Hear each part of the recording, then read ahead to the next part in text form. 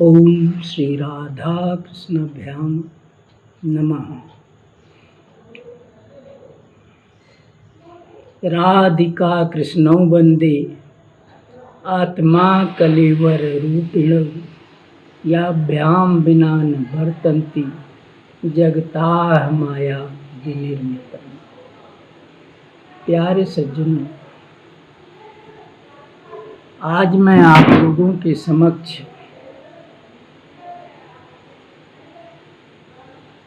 कुछ विशेष बात लेके आया हूँ। आज भगवान की लीला कथा नहीं कहूँगा, बल्कि उनकी लीला कथा से छांट करके 3 दृष्टांत ऐसे सुनाऊंगा जिनके जरिए इस बात पर प्रकाश पड़ेगा कि किसी कार्य की संपन्नता के लिए यानी पूरा होने के लिए क्या क्या बातें जरूरी हैं। और वे दृष्टांत हैं, प्रथम तो महाराज उग्रसेन के राजसूय यज्ञ में विश्व विजय करने गए भगवान के ज्येष्ठ पुत्र रुक्मिणी नंदन प्रद्युम्न जी जब सब जगह से जीतते हुए उस नगरी में पहुँचे जहाँ पर हिरण्याक्ष राक्षस के 7 पुत्र रहते थे। उन 7 में सबसे बड़ा शकुनी था। वो बहुत ही बलवान, बहुत ही मायावी और बहुत ही विशेष प्रकार के वरदानों का धनी था। उसके 6 भाई इस लड़ाई में मारे जा चुके, उसके सेनापति, उसके मंत्री भी मारे जा चुके। तब वो स्वयं यादव सेना के नायक प्रद्युम्न जी से आ भिड़ा। उनका और प्रद्युम्न जी का महाघोर संग्राम हुआ, बहुत देर तक हुआ। अंत में एक जगह ऐसी आई जहाँ पर शकुनी ने कहा कि प्रद्युम्न, संसार में कर्म प्रधान है।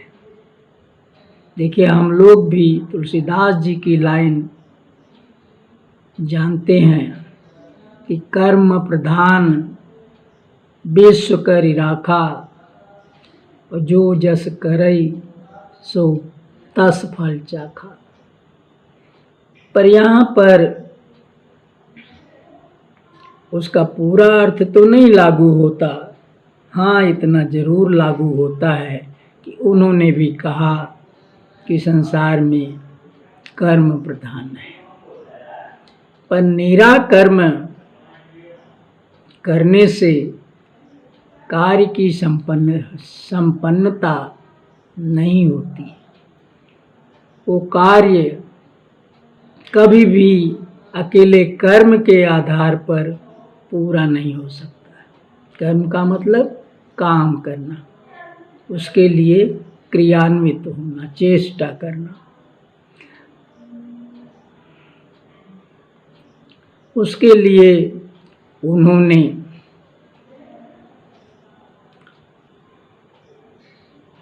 वे आवश्यक अनिवार्यताएं गिनाई। जब शकुनी ने ये कहा कि हे यादव नायक प्रद्युम्न, बहुत देर तक हम दोनों लड़ रहे हैं, बहुत देर से, और अभी हमारा युद्ध अपने निर्णय पर नहीं पहुंचा है, पर अब मैं अपने सुदृढ़ कर्म के द्वारा आपको जीत लूँगा, क्योंकि कर्म ही प्रधान होता है संसार में और कर्म के द्वारा ही यश अपयश जय पराजय सब प्राप्त होती है। तो अब मैं ऐसा सुदृढ़ कर्म करूँगा कि आपको जीत लूँगा। आप अगर अपने को बचाना चाहते हैं तो उसके लिए कुछ उद्यम कीजिए। तब प्रद्युम्न ने कहा कि हे राक्षस राज, आपका ये कहना कि कर्म ही प्रधान होता है कार्य की संपन्नता के लिए, ये सत्य नहीं है। कार्य की संपन्नता के लिए अन्य बातें भी, कई बातें जरूरी हैं। वो सभी जब हो जाती हैं तब कार्य पूरा होता है। और उसमें कर्म से ज़्यादा महत्वपूर्ण उसका काल है। काल माने समय। जब जिस कार्य का, जिस वस्तु का समय आ जाता है तभी उसके द्वारा या उसके लिए किया गया कर्म सफल होता है। यदि काल अभी दूर है, अभी नहीं आया है, तो कर्म निष्फल हो जाता है। इसलिए हे राक्षस राज, विद्वानों ने कर्म से ज़्यादा महत्व काल को दिया है। तीसरी अनिवार्यता उन्होंने बताई कि कर्म भी हो, यानी कर्म भी आप करें और उसका समय भी आ गया हो। लेकिन आपको वो कर्म करने की विधि का ज्ञान न हो, साथ ही आपके पास उस कर्म को करने के लिए जितने साधन सामग्री चाहिए वो ना हो, तो आप वो कर्म नहीं कर सकते, सफलतापूर्वक नहीं कर सकते। सारे औजार, सारे साधन आपकी सभी इंद्रियों द्वारा से संयुक्त, सभी इंद्रियों से संयुक्त सक्षम और सुदृढ़ शरीर,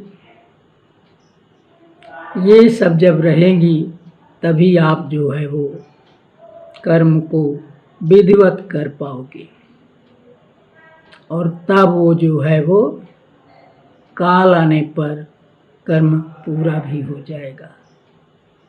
अब चौथी बात जो इसके लिए है वो है कर्ता। कर्तापन का भाव होना चाहिए।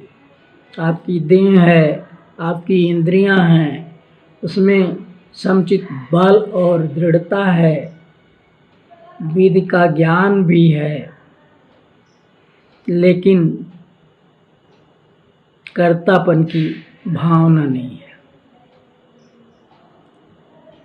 उसे करने के लिए आपके अंदर इच्छा शक्ति नहीं है, तो भी आप उस कार्य को पूरा नहीं कर पाएंगे, क्योंकि आप प्रबल इच्छा शक्ति के बिना या तो उस काम को करने में लगेंगे ही नहीं, या लगेंगे तो कोई विघ्न बाधा आने पर काम को अधूरे में छोड़ देंगे। तो इस प्रकार से चार जो है वो अनिवार्यता उन्होंने बताई। जैसा पहला हमने बताया कि कर्म, दूसरा काल, तीसरा करण, चौथा कर्ता और पांचवा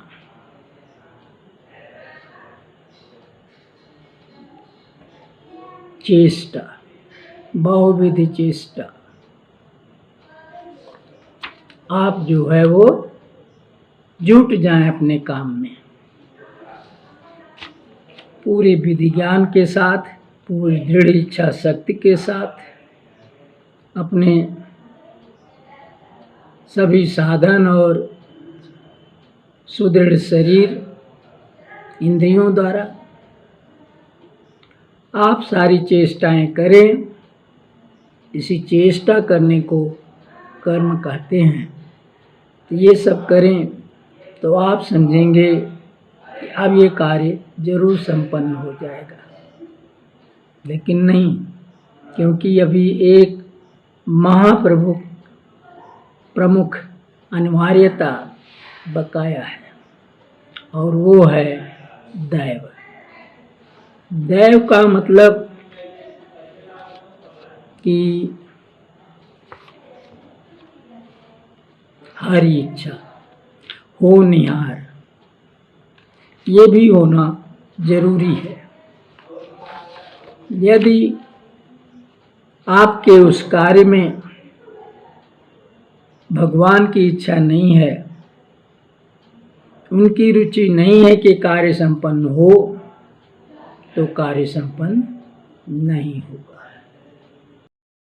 इसलिए हे राक्षस राज, ये सब चारों पांचों बातें यदि आपके साथ होंगी तो निश्चित है कि आप हमें जीत ले जाएंगे। और अगर ये अनिवार्यताएं सभी आप पूरी नहीं करते तो आपका ये वाक्य मात्र मिथ्या प्रतिपादन, मिथ्या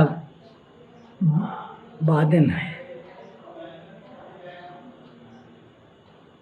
तब जो है वो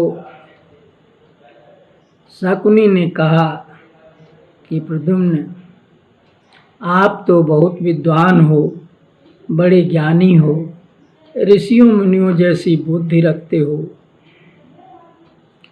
आपका तो साथ में रहने वाले, संपर्क पाने वाले लोग भी धन्य हैं। तो आप कितना धन्य हैं ये कौन जाने।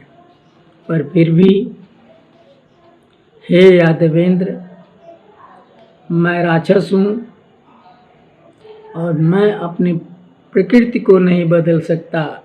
ये सब कुछ होने के बाद भी मैं आपसे लड़ूंगा और कोशिश करूंगा कि आपको पराजित कर लूं। इसलिए चलो युद्ध करो। ये तो बात रही रुक्मिणी नंदन प्रद्युम्न की, जो उन्होंने कार्य की संपन्नता के लिए 4-5 बातें, अनिवार्यताएं उसे बताई। दूसरा दृष्टांत हम श्री कृष्णचरितमानस से इन्हीं प्रद्युम्न के पुत्र रुक्मती नंदन अनिरुद्ध से लेते हैं। ये अनिरुद्ध महाराज उग्रसेन के अश्वमेध यज्ञ में विश्व विजय के लिए घोड़े के रक्षक के रूप में निकले थे, और ये भी सब जगह से लड़ते लड़ते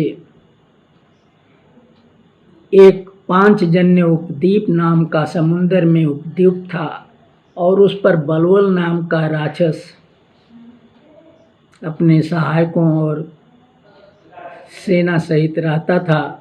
वो इनका घोड़ा चुरा ले गया था।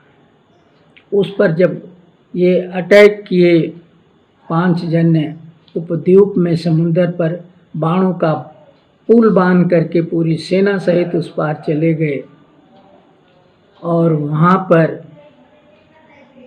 उसके सैनिकों, उसके सेनापतियों, उसके मंत्रियों आदि से बड़ा घनघोर युद्ध हुआ।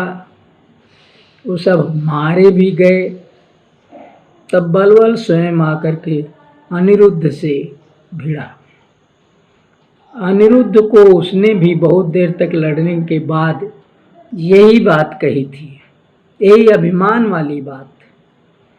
उसने कहा कि अनिरुद्ध, कर्म के द्वारा ही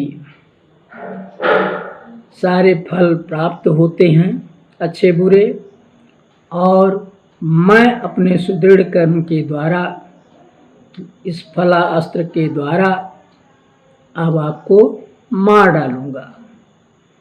आप बचा सकें तो अपने को बचाइए।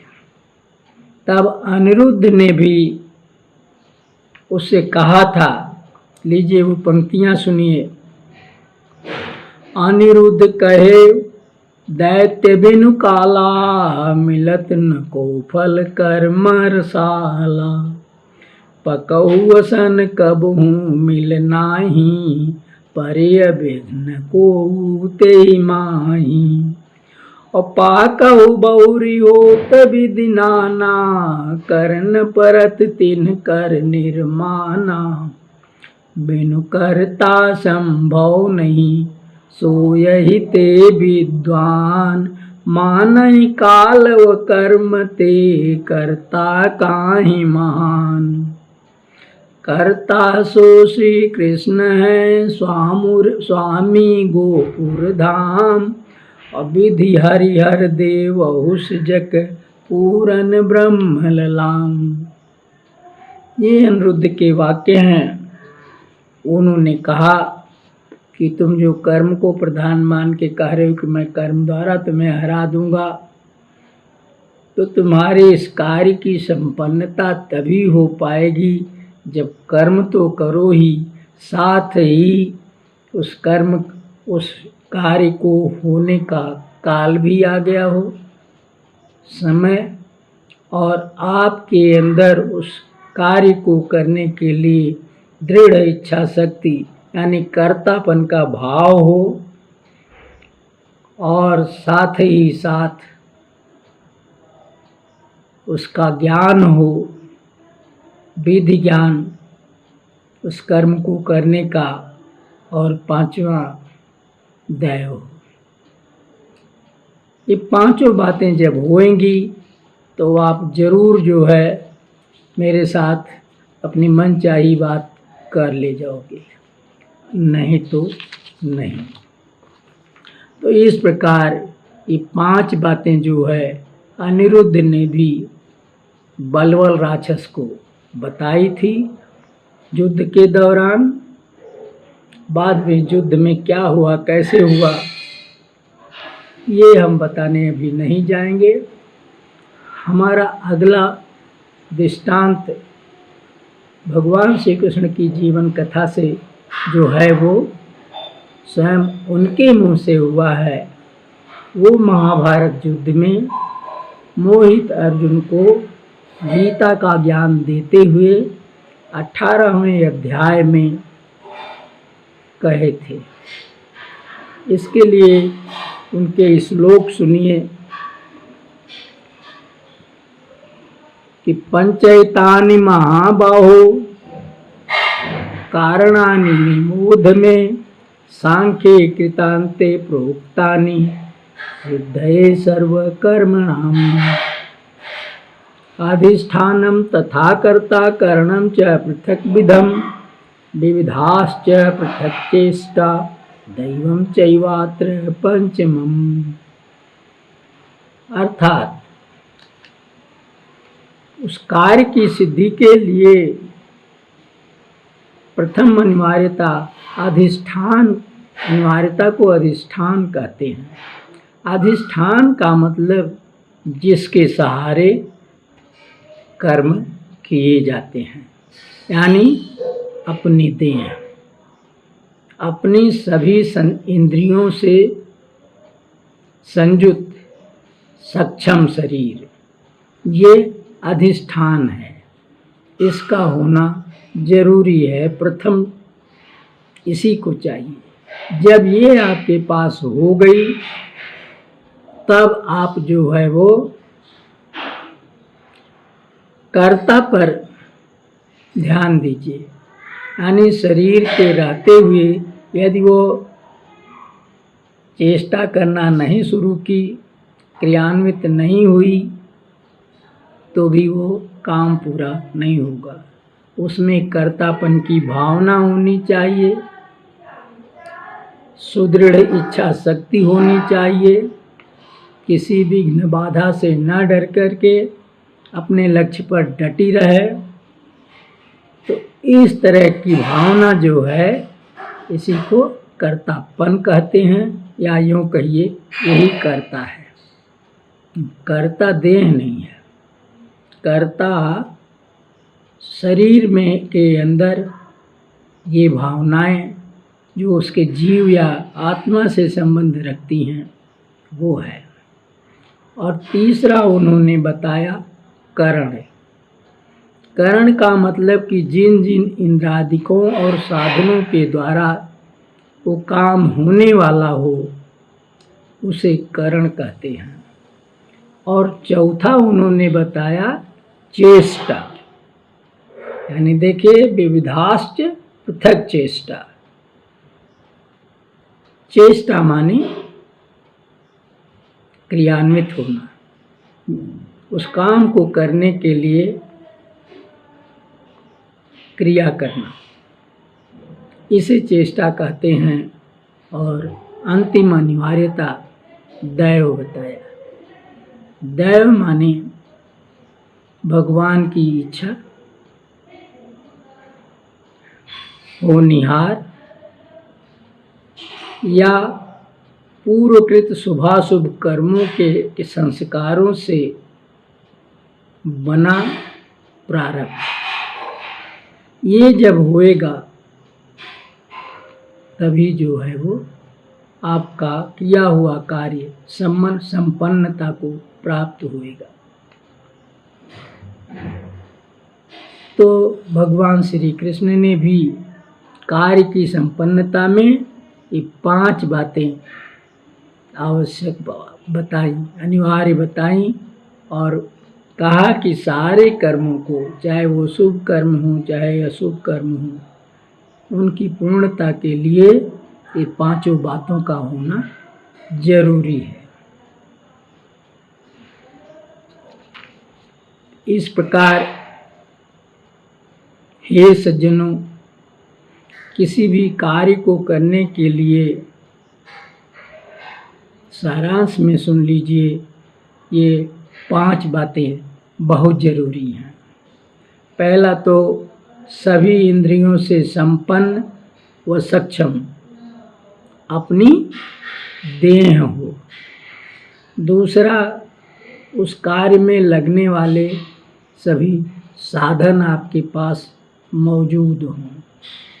तीसरा, आपके अंदर, आपकी देह के अंदर उस कार्य को करने की प्रबल इच्छा शक्ति हो, हौसला बुलंद हो, यानी कर्तापन का भाव। जब ऐसा होएगा तभी वो आपकी देह क्रियान्वित होएगी, क्रिया करना शुरू करेगी, नहीं करवे नहीं करेगी। और चौथा है उस कार्य को करने का विधि ज्ञान, कैसे कैसे किया जाए तब वो कार्य संपन्न होगा। यदि उसके करने की विधि का ज्ञान नहीं है तो आप गलत कर बैठेंगे और कार्य पूरा नहीं होएगा। और 5वां, जिसको दैव कहते हैं, जिसे ईश्वर कहते हैं, भगवान की इच्छा शक्ति, रुचि कहते हैं, या फिर होनिहार कहते हैं, वो 5वीं बात होती है। ये कभी ना सोचे, इसलिए इतना सब कुछ के साथ ईश्वर का भरोसा करे तथा ये भाव रखे कि प्रभु चाहेंगे तो मेरा उद्यम सफल कर देंगे। ऐसा कदापि ना सोचे कि ये कार्य करने में मैं पूर्ण समर्थ हूँ और इसे अवश्य कर डालूँगा।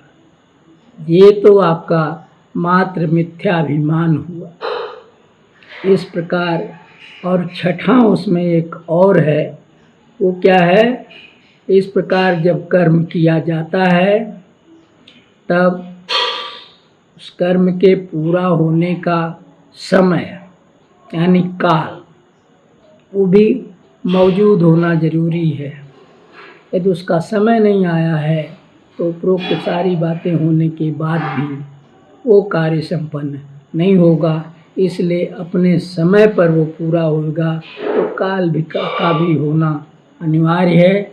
इस प्रकार ये सारी बातें जब होती हैं तब जो है वो कोई भी कार्य संपन्नता को प्राप्त होता है, नहीं तो नहीं।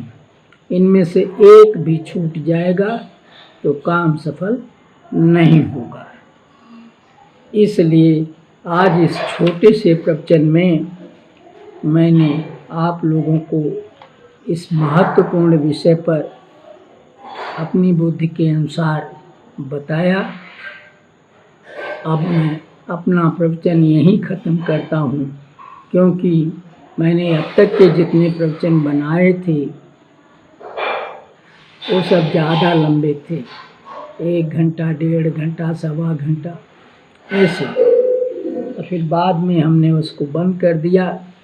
उसको देखने वाले पढ़ने वाले कम रहे, क्योंकि वो भगवान से की लीला कथा से संबंधित थे, उनकी भक्ति से संबंधित थे। और इस कलयुग में भक्त कहाँ इतने। तब स्वयं YouTube वालों ने मैसेज के जरिए मुझे बताया कि आपने अपना काम बीच में छोड़ दिया, बहुत दिन हुआ आपने प्रवचन डाउनलोड नहीं किया, इसलिए उसे करिए, हमारी राय है। और दूसरे उन्होंने कहा कि आप कम समय का प्रवचन दें, लंबे समय का ना हो तब ठीक है। और तीसरा उन्होंने कहा कि आप श्रोताओं से उसे लाइक करने के लिए आग्रह करिए। प्यारे सज्जनों, मेरा कोई स्वार्थ इसमें निहित तो है नहीं, इसलिए ये लास्ट वाला उनका सुझाव कि मैं किसी से कहूँ कि मेरा प्रवचन लाइक करिए, सब्सक्राइब करिए, ये मैं नहीं कर पाऊँगा। मैं स्वार्थ सिद्धि के लिए प्रवचन नहीं दे रहा हूँ, कुछ पैसा चंद कौड़ी कमाने के लिए नहीं कर रहा हूँ। मैं तो भगवान के प्रीत्यर्थ ऐसा बोलता हूँ ताकि उनकी जो है वो भक्ति प्रसारित हो और सज्जन पुरुष उससे लाभ उठाएं। इसलिए ये छोटा प्रवचन दिया और आगे भी अब ऐसा ही करूँगा। जय श्री राधे।